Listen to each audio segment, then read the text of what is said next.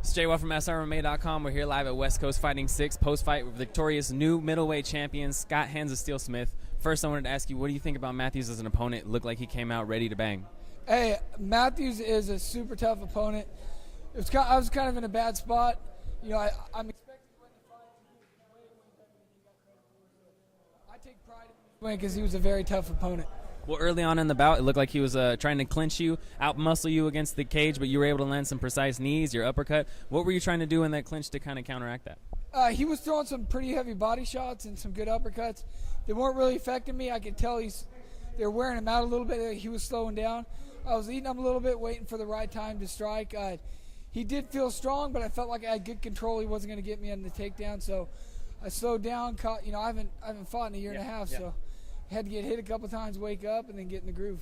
Well, I wanted to ask you, like you said, you haven't fought in a while. What do you feel now? You said before you feel like you were rejuvenated coming into this one, a new man. I mean, what did you think after the fight's over? How do you feel now overall since all the changes you've been making in your life? It's kind of a surreal feeling. I've never been so nervous going into a fight, going through a lot of mental changes in the past, 6 months, 5 months.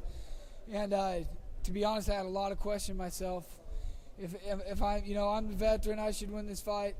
Do I really still have it? And I kind of mentally screwed myself there, but came out strong. And, I just got to get active and be more active and be ready to jump back in. Well, speaking of being strong in the second round, you were able to put on what you wanted to do, and it wasn't very long into the round that you were able to get the TKO finish. I mean, what did you see there?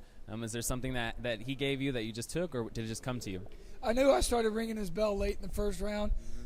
I got a little winded, but I figured I'd catch him standing up. I was feeling the distance and separating with the elbows. I only caught him with a couple, but I knew it wasn't going to take long. I'd landed one good little hook that slowed him down. I felt him just getting wobbly. I was able to kind of toss him down and manhandle him from there. So, well, I had two more quick things for you. What did it mean to you to have the crowd and so many people hyped up with you from being from Elk Grove, Mark from Sacramento? Everyone was excited for this fight, and it had to be an interesting atmosphere. Yeah, it was really cool, man. I love having these hometown rivalries. He's got a great crowd. I got a great crowd.